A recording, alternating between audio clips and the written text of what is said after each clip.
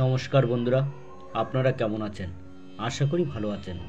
আজ আমি আপনাদেরকে শোনাবো মহিলাদের মাসিক চলাকালীন পূজা করলে কি হয়। নারীদের মাসিক বা ঋতুস্রাবকালীনে পিরিয়ডের বিষয় নিয়ে পূজা, উপাসনা ও মন্দিরে উঠতে পারবে না, এটা সনাতন হিন্দু ধর্মে ধর্মীয় শাস্ত্রীয় নিষেধাজ্ঞা নয়, এটা একটি সামাজিক নিষেধাজ্ঞা। ওভাইলেশন পিরিয়ডের মেন্সের বিষয়টা একেবারেই স্বাভাবিক এবং আমাদের সবার জন্মের জন্য অত্যন্ত প্রয়োজনীয়, অত্যাবশ্যক একটি শরীরবৃত্তীয় প্রক্রিয়া, যা অধিকাংশ ছেলেরা সমাজ অপবিত্রতার কারণ মনে করে। এমনকি সমাজের এমন কপাল কুচানো, ভুরু কুচকানো আচরণ দেখে নারীরাও একসময় এটাকে অপবিত্রতার লক্ষণ মনে করতে শুরু করে। নতুন একটি প্রাণ পৃথিবীতে আনার পূর্ব প্রক্রিয়াস্বরূপ একটি নারী যখন প্রতি মাসের নির্দিষ্ট দিনগুলোতে ব্যথায় কুঁকড়ে যায়, দুমড়ে মুচড়ে যায়, শরীরের ভেতরে নারী নক্ষত্র, পুরুষ বা সমাজ তার কিছুই টের পায় না। কখনো কোনো নারীর পাজামায় ভুলবশত ঋতুস্রাবকালীন পিরিয়ডে রক্তের বিন্দুমাত্র দাগ দেখা যায়, সমাজ দাঁত বের করে হাসে আর লজ্জা দেয় নারীকে, অথচ ভাবে না আমাদের সবার মা বোনেই এই দুঃসহ যন্ত্রণা এবং সমাজের অপবিত্র দৃষ্টি উপেক্ষা করেই আমাদেরকে এনেছিল এই পৃথিবীতে। আমাদের সবার মা বোনই মাসের একটা সময় এমন অস্বস্তিকরভাবে দিন কাটায়, পাশে দাঁড়ানো তো দূরের কথা, ভুরো কুচকে আমরা তার ব্যথা আর অস্বস্তিকে করে তুলি দ্বিগুণ। মাসিক মানে ঋতুস্রাব অপর ধর্মীয় নিষেধাজ্ঞা একটি সামাজিক নিষেধাজ্ঞা, যা নারীদের রজস্রাবজনিত বিষয়। ভারতীয় উপমহাদেশে রজস্রাবকে নারীদেরকে কলঙ্ক ও সামাজিক বাধা হিসেবে গণ্য করা হয়, কিন্তু এটা সম্পূর্ণ কুসংস্কার এবং অধিকাংশ সমাজ ও ধর্মে সাধারণত একটি ঋতুমতী নারীকে অশুচি বলে মানা হয়ে থাকে। কিন্তু ভারতের আশ্চর্য ধর্মীয় ঐতিহ্য, বিভিন্ন ধর্ম ও সংস্কৃতির বিভিন্ন মত এই ঋতুস্রাবকে ঘিরে এখনও এটি সনাতন হিন্দু সমাজের অন্যতম কুসংস্কার। এখানে আমি সনাতন হিন্দু সমাজের নারী ঋতুস্রাবকে নিষেধাজ্ঞা সম্বন্ধে উল্লেখ করছি। ব্রাহ্মণ্যবাদ একটি ঋতুমতী নারীকে অপবিত্র হিসেবে বিবেচনা করা হয় এবং কিছু নিয়ম দেওয়া হয় অনুসরণ করার জন্য। একজন হিন্দু ঋতুমতী নারীকে রান্নাঘর, পূজার ঘর এবং মন্দিরে প্রবেশ করার অনুমতি দেওয়া হয় না। জোরে জোরে কথা বলা, ফুল দিয়ে সেজে ওঠা ও কোনো ব্যক্তিকে স্পর্শ করা নিষেধ। হ্যাঁ, এই ধর্মীয় আচার এখনও অনুসরণ করা হয়। একটি ঋতুমতী নারী সমাজে নিষিদ্ধ বলে মনে করা হয়, এমনকি তার মাসিক শেষ না হওয়া পর্যন্ত তাকে পরিবারে ফিরে আসতে অনুমতি দেওয়া হয় না।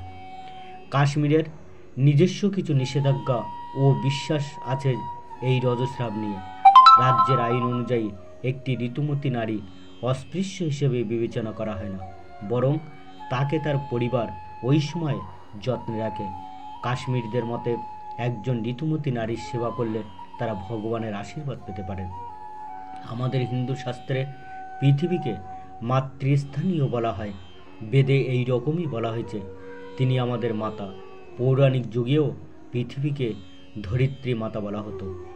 তাহলে দেখা যাচ্ছে পৃথিবী মহাজাগতিক ধারায় পৃথিবী যখন সূর্যের মিথুন রাশিস্থ আদ্রা নক্ষত্রে অবস্থান করে, সেদিন থেকে বর্ষাকাল শুরু ধরা হয়। তাই আমরা জানি মেয়েদের ঋতুকাল বা রজস্বলা হয় এবং একজন নারী তারপরেই সন্তান ধারণে সক্ষম হন। ঋতুস্রাবকালীন মেয়েদের অত্যন্ত ঘৃণার দৃষ্টিতে দেখা হয়েছে। এই বিষয় নিয়ে সনাতন ধর্মের শুদ্ধতা ও পবিত্রতার এই বিষয়টি দেখা যায়। এই বিশুদ্ধ, পবিত্র, অতিথিবান যুবতী নারীরা এবং তাদের পবিত্র কাজগুলি যেন পবিত্র নৌযানের মতো পবিত্র জাহাজের দিকে চলে যায় এবং পবিত্রতার জন্য, পবিত্র খাদ্যের জন্য যজ্ঞের প্রস্তুতি নিচ্ছে। তারা আমাদের উন্নত চরিত্র, বংশধর এবং প্রচুর সম্পদ দিতে পারে, এবং যারা ডিভাইনের জন্য খাদ্য প্রস্তুত এবং নিখুঁত করতে পারে, তারা জীবনের সর্বোচ্চ অর্জনের ক্ষেত্রগুলিতে পৌঁছাতে পারে। হিন্দুদের সনাতন ধর্মে সর্বোৎকৃষ্ট মানবতাবাদী ধর্ম বলা হয়েছে, আর হিন্দুদের সনাতন ধর্মশাস্ত্রকে বিশেষ করে বেদে নারীদের অধিকার প্রতিষ্ঠা ও মর্যাদা দান করা হয়েছে এবং বেদে নারীদের সর্বদা পবিত্র ও শুদ্ধতা প্রতীক হিসেবে দেখা হয়েছে। নারীদের পূজা করেই সর্বত্র জাত বড় হয়েছে। যে দেশে যে জাতে নারীদের পূজা নেই সে দেশে সে জাত কখনো বড় হতে পারে না, কস্মিন কালেও পারবে না।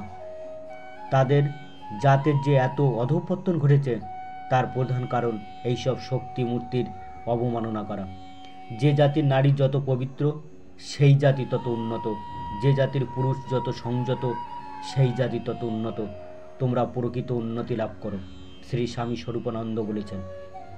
একদিন সনাতন হিন্দু সমাজেই নারীকে সর্বোচ্চ মর্যাদা দান হয়েছিল, তাই হিন্দু সমাজেই নারীর আদর্শ ও কীর্তি গরিমা পরিপূর্ণরূপে অতুলনীয় গৌরবে বিকশিত হয়েছিল। হিন্দু সমাজে নারীর মর্যাদা শুধু দাম্পত্য, পারিবারিক, সামাজিক ক্ষেত্রে সীমাবদ্ধ নয়। হিন্দু সমাজে নারী দেবী, ভগবতী, বিশ্বজননী। হিন্দুর চোখে নারী শুধু স্নেহ, প্রীতি, শ্রদ্ধা, সম্মানের পাত্রী নয়, নারী দেবীরূপে পূজিতা। নারী যে সমাজে পূজা পান, দেবতাগণ সেটাই বিরাজ করেন। বৈদিক ধর্মে নারী অর্থাৎ মাকে দেবী জ্ঞানে শ্রদ্ধা করা হয়। মৈত্রী, গার্গী প্রভৃতি প্রাতঃস্মরণীয়া নারীরা ব্রহ্ম বিচারে ঋষিস্থানীয় হয়ে রয়েছেন। হাজার বেদজ্ঞ ব্রাহ্মণের সভায় গার্গী সগর্বে যজ্ঞবল্লকে ব্রহ্ম বিচারে আহ্বান করেছিলেন। সরাসরি ঋতুস্রাবকালীন বিধিবিধান নিয়ে বিস্তারিত নেই, কেননা বেদ মন্ত্রদুষ্টা ঋষিরা জানতেন এটা স্বাভাবিক বিষয়। ঋতুস্রাবকালীন বিধিনিষেধ এবং নারীদের পবিত্র ও শুদ্ধতা নিয়ে বিস্তারিত রয়েছে মনুসংহিতা ধর্মসূত্রে বেদাঙ্গকল্পের অন্তর্গত বিধান সমগ্র ও স্মৃতিতে। ঋতুকালীন নারীদের মন্দিরে প্রবেশাধিকার সরাসরি নিষিদ্ধ করা হয়নি কোথাও, যেহেতু বারবার এই বিষয়টি বর্ণিত যে ঋতুস্রাবকালীন সময়ে নারী তপস্বিনীর ন্যায় আচরণ করবে, তাই মন্দিরে প্রবেশাধিকার আছে বলেই প্রতীয়মান হয়। তবে পূজা করার অনুমতি, অগ্নির কাছে না যাওয়ার কথা আছে বিশিষ্ট ধর্মসূত্রে।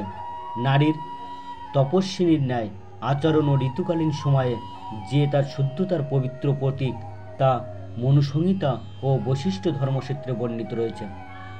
মলিন বস্তু মৃত্তিকা ও জলাদি দ্বারা শুদ্ধ হয়। নদী শ্লেষাদি দূষিত হইলে স্রোতে শুদ্ধ হয়। স্ত্রীলোক মনে মনে পরপুরুষামুখী হইলে ঋতু হইলেই শুদ্ধ হয়। ব্রাহ্মণ পাপাচরণ করিলে ব্রহ্মচিন্তন দ্বারা শুদ্ধ হয়। অগ্নিহোত্র যজ্ঞের অনুমতি নেই। নারীর উপসিনীর ন্যায় আচরণ ও ঋতুকালীন সময়ে যে তার শুদ্ধতার প্রতীক। রজস্বলা নারীতে যে পুরুষ সঙ্গত হয় তার বুদ্ধি, তেজ, বল, আয়ু ও চক্ষু ক্ষয় হয়। ঋতুকালীন মলিন বসন পরিত্যাগ করেছে সে নারীদের মধ্যে শ্রীযুক্তা ও লক্ষ্মী স্বরূপা। নারী হল মঙ্গলময়ী লক্ষ্মী স্বরূপ। আত্মা নারীও নন, পুরুষও নন এবং নমস্কক ও নন। কর্মের ফলে আত্মা বিভিন্ন শরীর ধারণ করেন এবং সেই রূপেই তিনি পরিচিত হন। তুমি নারী, তুমি পুরুষ, তুমি বালক, বালিকাও তুমি বৃদ্ধ, তুমি নানা রূপে জন্ম নাও। আত্মাতে নরনারী ভেদ নেই, দেহ সম্বন্ধেই নরনারী ভেদ। অতএব আত্মাতে নারী পুরুষ ভেদ আরোপ করা ভ্রম মাত্র। শরীর সম্বন্ধে তা সত্য, অজ্ঞানী বন্ধনের কারণ। হিন্দু ধর্মের প্রতিটি শাস্ত্রে নারী যেমন মাতাকে যতদূর সম্ভব মহিষী করিয়া প্রত্যেকটি জননীকে জগৎ জননীর প্রতিমূর্তি বলিয়া করা হয়। যে নারী হিন্দু শাস্ত্রে উপদেশ দেয় তিনি রমণী। ঋষিগণ নারীদের আকর্ষণীয় বস্তুগুলির অসারত্ব বিশ্লেষণ করিয়া দেখাইয়াছেন। একমাত্র সত্যেরই জয় হয়, মিথ্যার নয়, কারণ সেই দেবযান নামক পদ সত্যের দ্বারা লাভ করা যায়। সনাতন ধর্মে এক সময় নারীদের বেদ শাস্ত্রপাঠ ছিল। পরম পুরুষ মনুর মতে নারী পবিত্র, নারীরা কখনই অপবিত্র নন। মাসের নির্দিষ্ট সময়ে সাময়িক অসুবিধা তাদের সমস্ত মনের পাপ ধুয়ে মুছে সাফ করে পবিত্রতা আরও বৃদ্ধি করে। পূজা দেওয়া যাবে না, কিছু ছোঁয়া যাবে না, কিছু করা যাবে না। আবার সত্য এটাও যে এই অপবিত্রতা না থাকলে কোনো নারীকে জীবনসঙ্গিনীও করা যাবে না। সকল অপবিত্রতা আর ঘেন্নার কারণ যেন আমাদের প্রত্যেকের জন্মের পূর্বশর্ত এই ঋতুস্রাবকালীন বা পিরিয়ডের চিরন্তন বৈশিষ্ট্য বলি।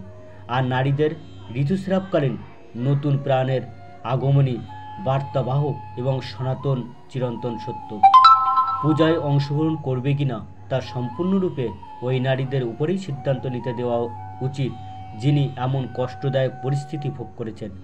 কষ্ট উপেক্ষা করে যদি তিনি মনকে ঈশ্বরের কাছে সমর্পণ করতে পারেন, তবে আমি তাকে বাধা দেওয়ার কেউ না। নারীদের অপমান করা মানে নিজের মা বোনকে অপমান করা, আর সনাতন হিন্দু সমাজে নারীর মর্যাদা অতুলনীয়। এই জগতে যে কুল বা সমাজে নারীদের তুচ্ছ জ্ঞান করে, সে কুল বা সমাজ ধর্মভ্রষ্ট হয়ে নরকগামী হয়। ঠিক আছে বন্ধুরা, আজ এই পর্যন্ত। সবাইকে অসংখ্য ধন্যবাদ জানিয়ে এখানেই শেষ করছি। বিষয়টি আপনাদের কেমন লেগেছে অবশ্যই কমেন্ট করে জানাবেন। আর এই রকম ভিডিও আরও দেখার জন্য চ্যানেলটি প্লিজ সাবস্ক্রাইব, লাইক এবং শেয়ার করবেন আপনাদের বন্ধুবান্ধব এবং আত্মস্বজনদের কাছে। আর বেল আইকনটি প্রেস করতে ভুলবেন না, কারণ এই রকম আরও ভিডিও আপলোড করতেই প্রথম নোটিফিকেশান আপনার কাছে পৌঁছাতে পারে। নমস্কার।